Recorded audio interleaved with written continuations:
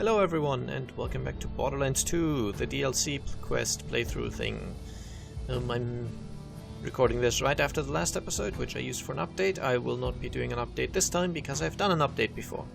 So now we'll just be playing through the main story of this DLC. Again, I don't need levels or experience anymore for this first playthrough. I am already slightly overpowered. So I'm just going to focus on doing the main story missions. Again, the problem with this is, or with this DLC, is that the side quests are incredibly uninspired, I find. So there's a lot of just boring stuff. For example, you remember that quest we had to do earlier to get Motor Mama's attention, which is doing the race. Again, I talked over all of that, but we did a race to get her attention. And they added 2 more side quests, which are do the race again and do the race a 3rd time. In just I've tracked down the number 2 ranked fighter. Name of Flyboy. Head to the forge and take him down.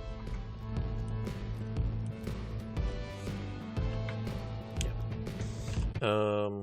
Just with a stricter time limit. So you need to use the shortcuts better, and you need to be a little better at driving. But instead of making it some kind of system where you can just track your high score, and if you're interested in driving, you know, you go for a good high score or your best time or whatever, and if you're not, you can skip it. They put in side quests telling you, okay, do this exact same thing twice more but better this time. And for me, oh wait, I need to return to the arena, right? I don't like the driving in this game. The cars don't handle in a way that I like. I'm just not very good at it. It might be fun for others. For me, it's a bit of a tedium that you have to get through. And there's lots of side quests like that where it's, okay, go in this bar and kill a bunch of people. Follow-up quest, go in this bar and kill the same bunch of people, but they're slightly higher level now.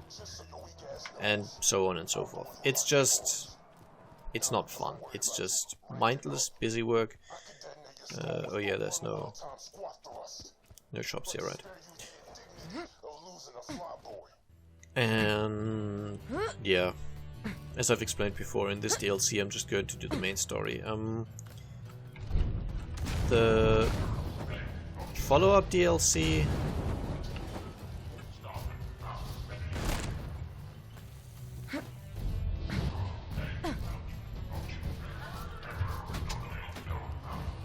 I keep forgetting these chargers have shields which deflect stuff.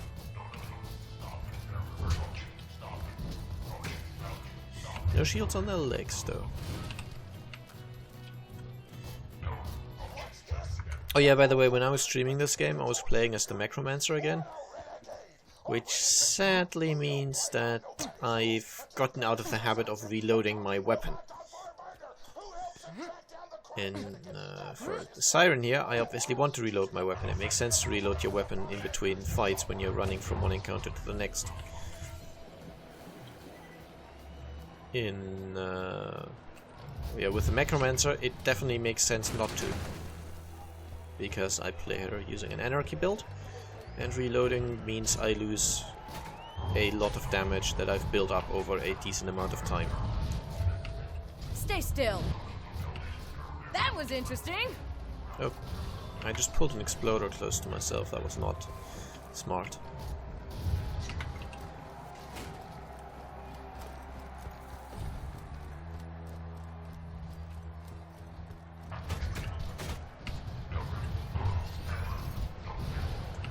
Okay.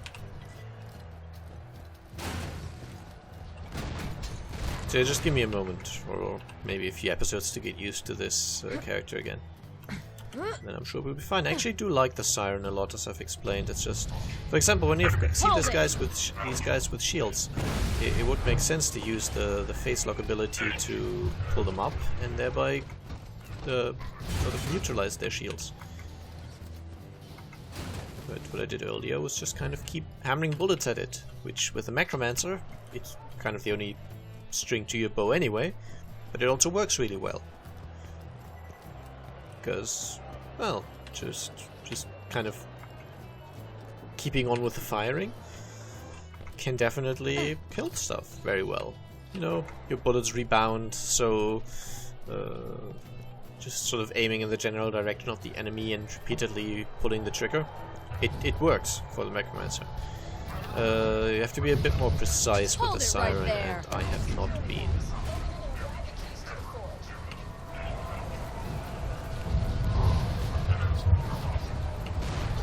Especially when you play the Necromancer with an explosive torque shotgun. Direct hits are kind of optional, I'd say. Can I actually get through here? I can. Nice. Stay put!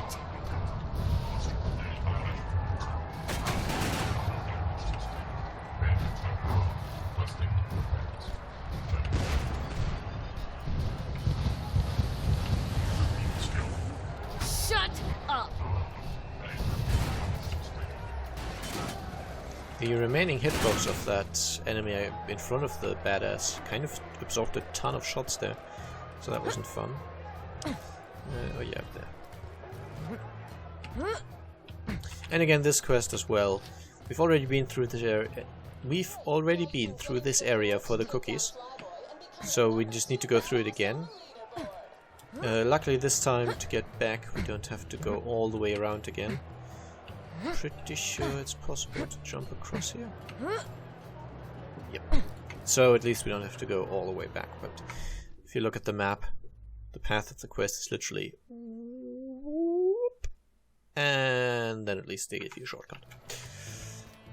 Still, same area as the cookie quest. I'm not such a big fan.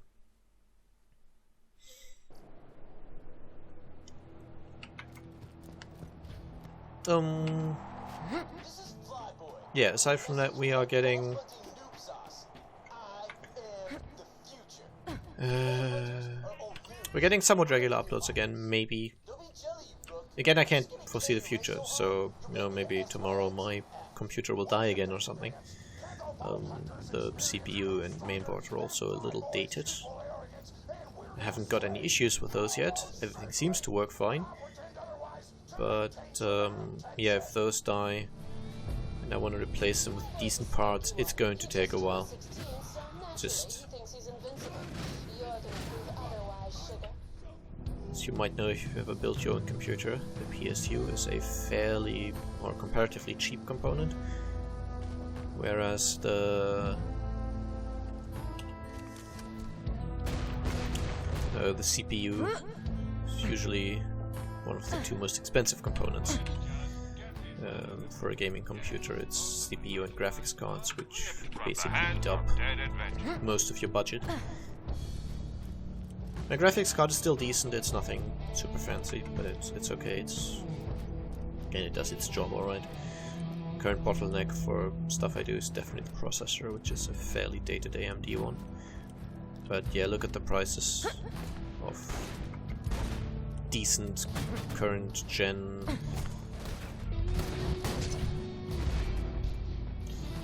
Intel processors, and yeah, you'll know it's not fun having to replace those.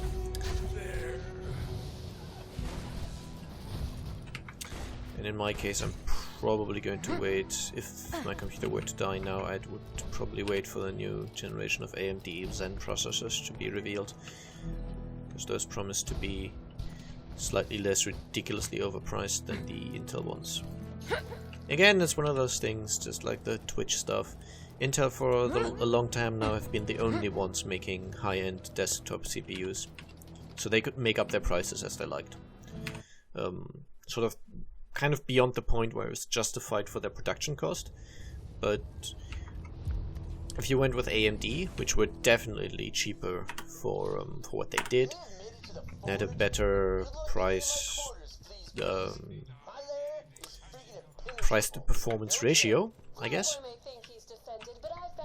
Access points to his lair. Get to the battle board and blast your way through any of the access points, and you'll get your shot at Flyboy. Poor bastard has no idea what he's in for. Almost makes you feel bad.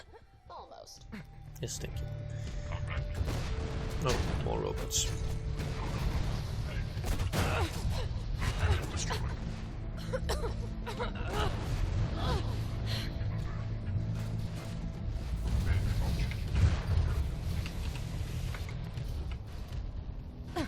And this is another thing I really dislike about these droids. That's also some of the Hyperion robots in the base game do this, but a lot more rarely. Where they start spawning and they become red dots on the map, but the spawning animation takes, what, 5 seconds? Which I know 5 seconds doesn't sound like a long time, but in a game like this, where it's all about the flow and keeping the tempo high, 5 seconds is a long time for you to just stand around waiting for an enemy to appear.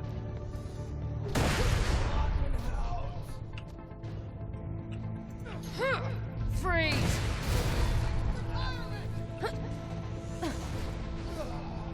I do like the sort of little quips these guys make when you kill them. Those are kind of fun. Gotcha!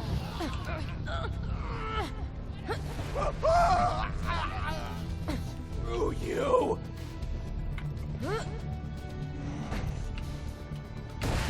Crap, bandits!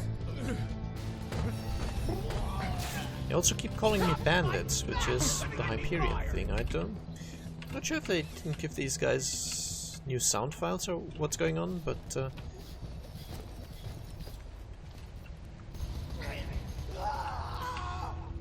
calling the player character a bandit is sort of Handsome Jack's thing, which again means Hyperion doesn't. Whereas Torque shouldn't be calling us bandits. I don't know. I think they just reused some Hyperion engineer sound samples for these guys. Stay still! Lamb! It feels that way. Anyway, I was talking about processors and Intel and how they could basically just invent prices as they liked. Because in the mid-range to low range you had some alternatives from AMD, so there was a limit for to how much they could charge. But in the high-end segment there is no alternative. There's Intel or Intel. So if they made the sort of 10 most powerful desktop CPUs and you wanted a powerful desktop CPU, well then you have exactly 0 choices.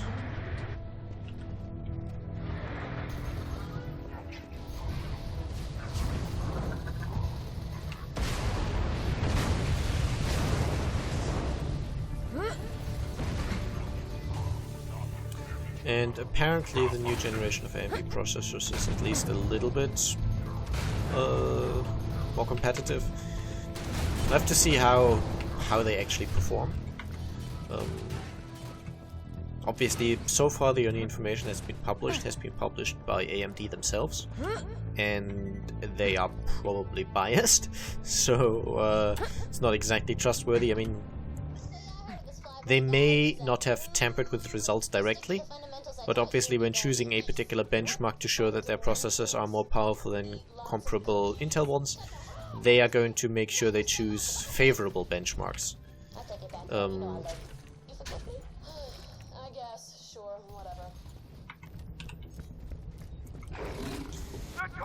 It's not necessarily a terrible thing, but I'm pretty sure that they choose scenarios where they knew their processor had an advantage of some kind. But yeah, just the possibility of Intel having a bit of competition is pretty good, just because it means they need to start making an effort again, and either really innovating or decreasing their prices. But anyway, if my computer were to completely die now as a mainboard or CPU, I'd be waiting for that next generation of processors to come out, which would mean probably a few months, maybe even half a year or so without any content. But let's hope it doesn't happen. Let's hope I can be a little more regular in my uploads. Not willing to make any promises in that department, obviously, because you never know. But I'm aiming for slightly more than recently at least. And yes, I am aware that that doesn't mean anything, because recently I haven't uploaded anything. But you get the point. I still do wish, however, my frame rate were a little better. Now this is a very open area and there's tons of stuff going on. Which is why there's so many frame drops. We're back up to 30 for a bit. Next? There goes the second wind. Just need to start clearing out these guys. I'm not sure what's causing the frame rate issues. It might just be the graphics. It might be some sort of poorly optimized animation. I'm not sure. Definitely enemies a great long distance away, still being able to target me. That's something that the engine might just not be very well to deal with.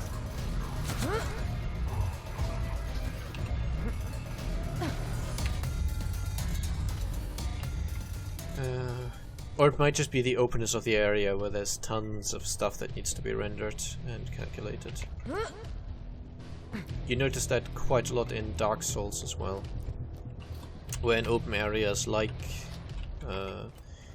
Blighttown, the frame rate just goes to hell. Especially open areas that have a lot of clutter in them. Where am I actually going? Oh, in here. Okay, now I need to reach the battle board, wherever that is. Somewhere in this general principality, so that's where I'll be moving.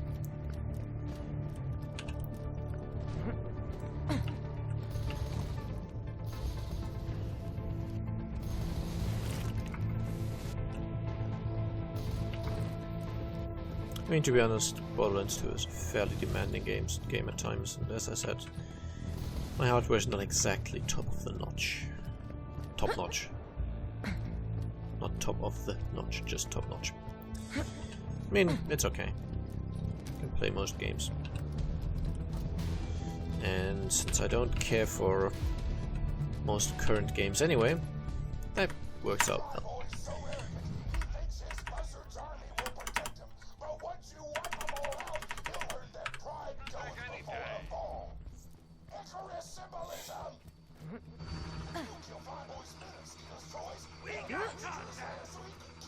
This is another quest, by the way, where if you do the first level, you unlock the second level.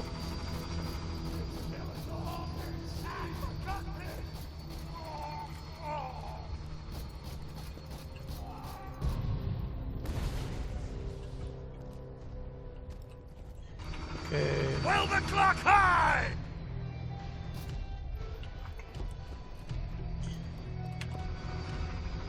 We got contact!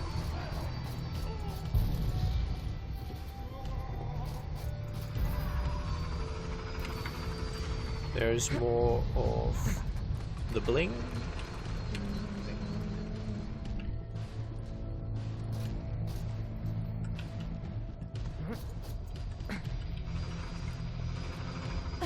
Wow, go up the stairs, you silly woman.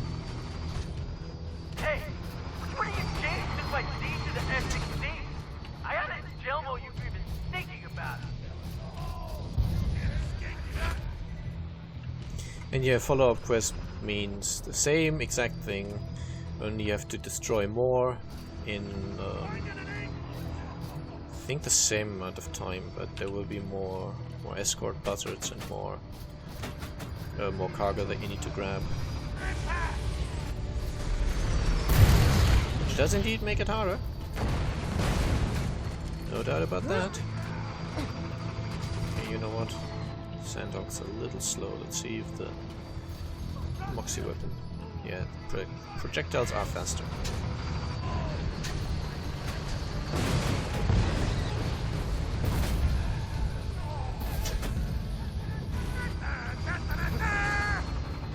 And that was the Ride of the Valkyries, which for all you fans of modern music is hundreds of years old. Actually, ballpark. That's probably over 100 by now. Don't think I'm lying there. It's classical music, and it stood the test of time, as opposed to most of what comes out these days, which will be forgotten in a year. They're you might know there's a YouTube channel called, I think, Epic Rap Battles of History. Or at least there's a video series they do. They might do other stuff. I've never really cared that much, but they're just kind of fun little sort of rap battles, I guess. You know, like a rap battle between Tolkien and George R.R. Martin. Stuff like that. It's fun. It's light entertainment, which is what YouTube, obviously...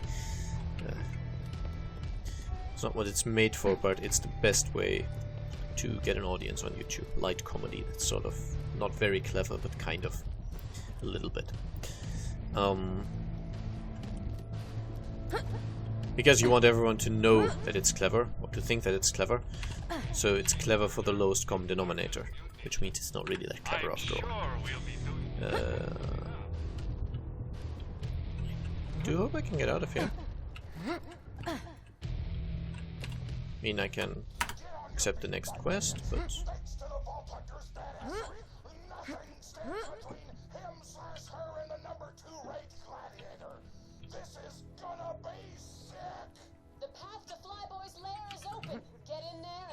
Okay, I could get out. Yay.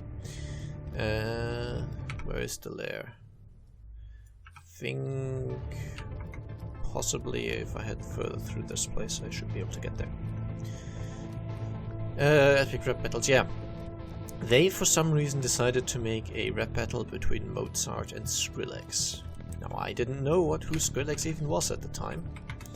Whereas pretty much everyone knows who Mozart was, at least the broad strokes. Anyway, the whole point is, in the end, you're supposed to sort of go to the comments and decide who was better. You know, who won. And there was a disturbing amount of people who seemed to think that Skrillex won. Which, no matter... I mean, I really don't know how a rap battle really is supposed to work. If you're supposed to judge who gets the snappier comebacks or something. No idea. I think this should open now, right? Yeah. I'm gonna make a piston promise to you, baby. Regardless of what happens with that pissing flyboy. This ain't even a chat. No pain, no gain. But, yeah, just in general, of the two musicians, one has passed the test of time. One has written music that hundreds of years later, literally centuries later, people still listen to.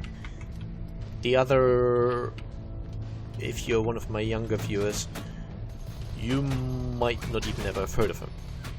Sort of a passing fame thing. And I use the word musician quite wrongly here, because it's not really technically music, I'd say. But then that's my taste, so it's not necessarily an objective assessment.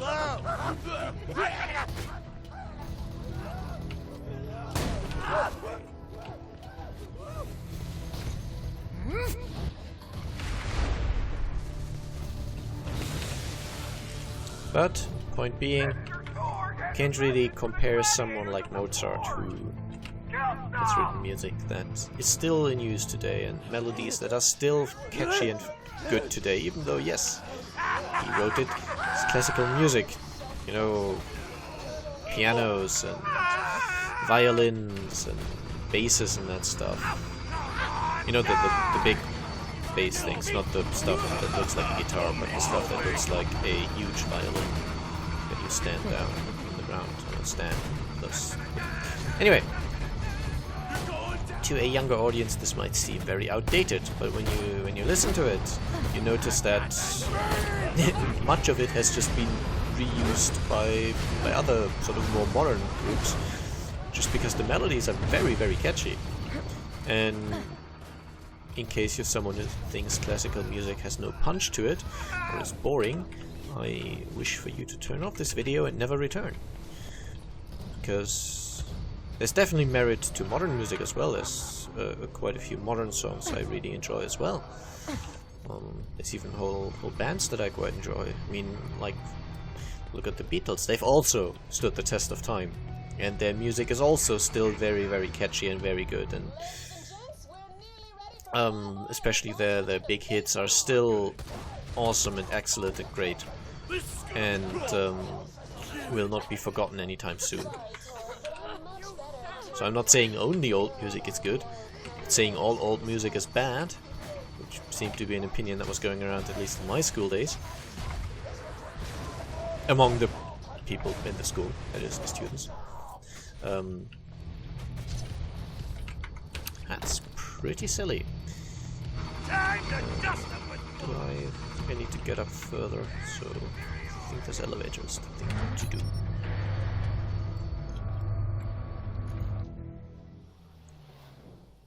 This is where it aids you, TPR. I'm gonna DT my buzzard with your goddamn spine.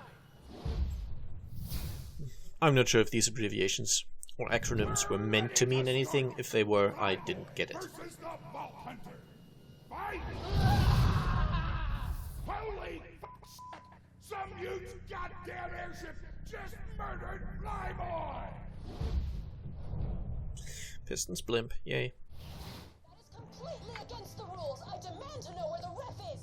What the fuck is a ref? Oh, he has lightning, whatever. He's got a shield. So, how about we start by switching to the Florentine.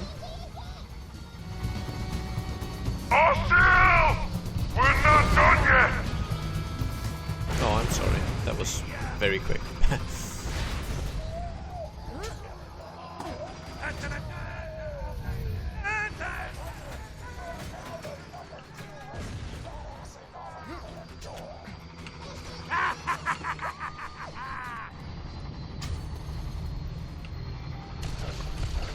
Just die. You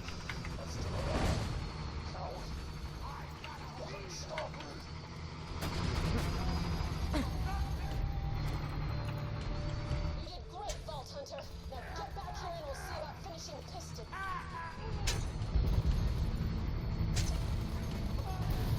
Stay the hell away from me. You understand? I don't want to see you within a country mile of the town. Or things are gonna get messy. Geronimo! Aw. Well, you do get badass ranks for jumping down there. Okay, now I think the way back is a little quicker. We are approaching the end of the DLC, by the way, and as I said, I'm definitely rushing through this. There are some side quests which are less boring, but I couldn't tell from their names alone anymore, so I'm just not going to do any of them. If you want to see all the side quests, I've done a playthrough in German of this game, where I think I've done all of the side quests in this DLC except for the repeating ones. So at least all the unique ones are in there. The game will be set to English and that, but the playthrough itself is with a German friend, so it's in German. But of course that would be an excellent opportunity for you to learn a foreign language. Haha. Anyway, yeah, that would be an option. Or buy the game yourself, it's not expensive anymore. Or if all else fails, watch a different LP. I'm sorry, I just don't like this DLC very much. I'm doing it for completion's sake, not because I particularly like it. It's time. This is it. Piston is the only thing standing between you and a vault full of loot. You know what to do, sugar. Yes, I do. However, I'm probably... Actually, no. I don't know how long the fight takes, but it's not very long. I'm just going to make this episode a little longer to make up for the long wait between this and... should have probably gotten the car, shouldn't I? Oh well, we'll be fine. To make up for the long wait between, well, the last few episodes and the ones before that. So, yeah. Again, I apologize for that. But it was out of my control. Okay. Might be enemies down here. I'm not 100%. but I don't care. I'm just going to run past if there are. Hello. Another walking Goodbye. meat puppet! Look, boys, it's some fresh meat! Because they can't follow me through area transitions. You stop. Okay. I don't remember exactly what to do for this. Once the tournament is over. Oh, probably get a construction team in here to carefully disassemble it. And what the fuck do you think? We're gonna blow it up. Oh, sugar, I've got a much better idea. Okay, again, I don't really remember how this fight works exactly, but I think I've got an inkling. Was I gonna say anything more about the classical music thing? No, I think it's all been said. I mean, listening to stuff, some of Bach, for example, is kind of boring. I mean, if it's well played, then it's fine, but it's it might also be seen a little boring. But I told you to stay away. some of the stuff that Mozart wrote, Now it's time I fought you in single I combat. don't know, like Camilla Burana, or, versus Gladiator. which is, I don't believe by Mozart, but it's also a classical piece that's very famous, and The Rite of the Valkyries by Wagner and all those things.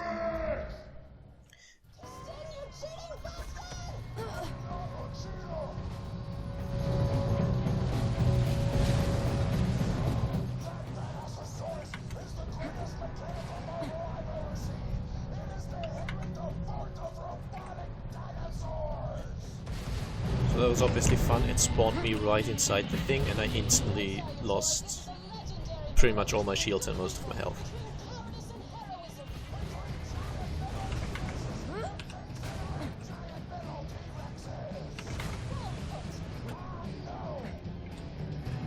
And this thing is just very, very fast. It's very difficult to get some distance on it.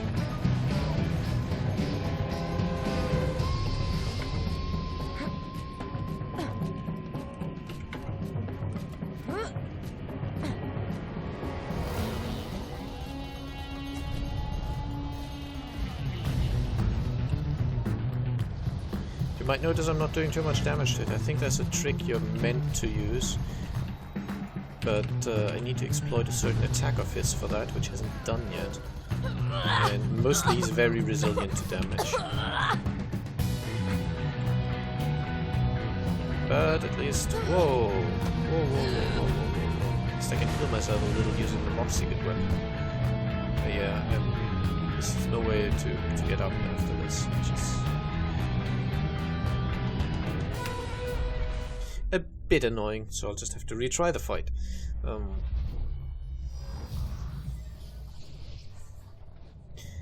Yeah, this fight doesn't spawn any ads or anything, so if you're in fight for your life, there is nothing you can really do unless the boss is almost dead already. But anyway, we'll just head back in.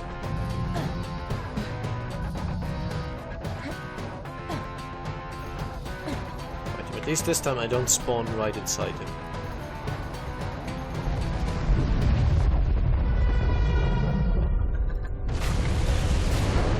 Quite sure what took all my shields there, but something definitely did.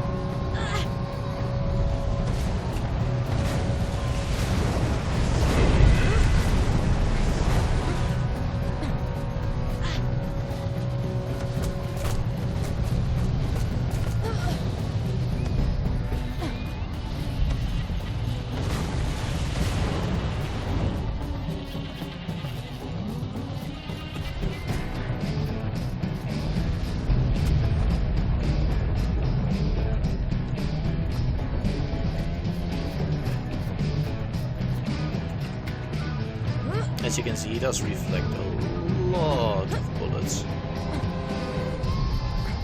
As you can see from the multi-bullet thing here, most of them, or a fair amount of them, just get reflected. I think the trick is to somehow blow up his sort of big nuclear missile thing, as it's still quite close to him.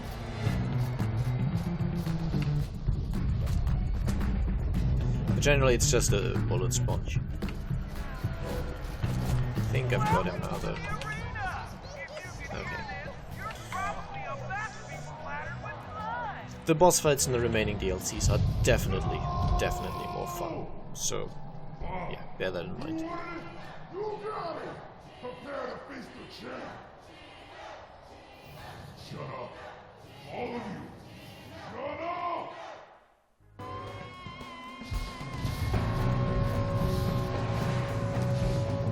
Yeah, still have the Florentine. How about that? It's shielded enemies, it's a very fun weapon. Folks, the blood of a coward has been spilled by Pandora's #1 badass. The vault is gonna open. Ladies and gentlemen, let's hear it for the Vault Hunter!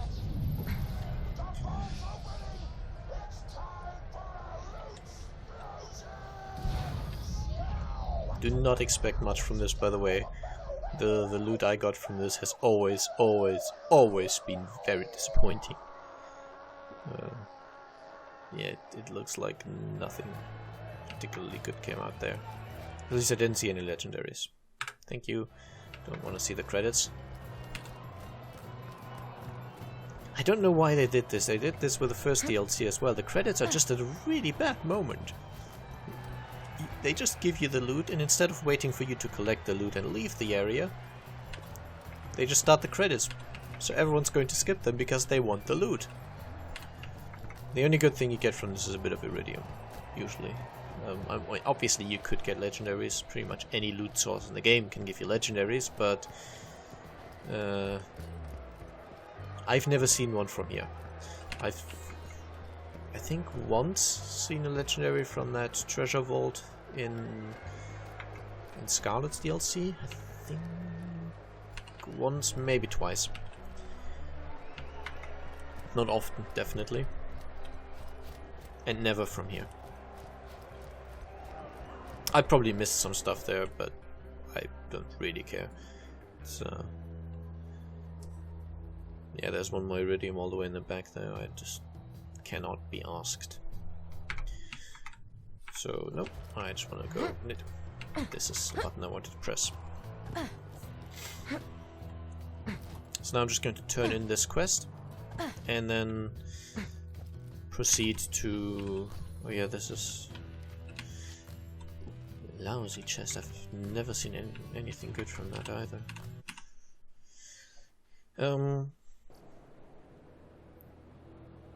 Yeah, I'm just going to quickly turn this in and then end the episode. It's been a little longer than usual, but as I said, I'm making up for lost time here.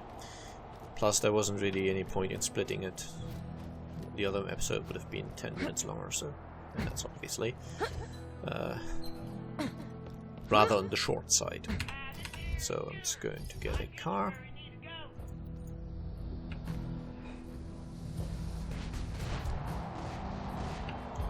And then I'm going to leave. Oh yeah, can't run over these tiny little metal rods there.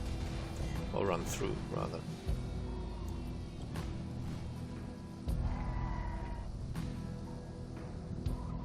Okay, just going to grab this reward, and then we'll head into the next DLC, which is a lot more interesting. I think it only really has one side quest that I'm not too interested in. Back off! I'm packing! Okay. So yeah, that's all there is to this DLC. I may have mentioned this before, but these torque vending machines,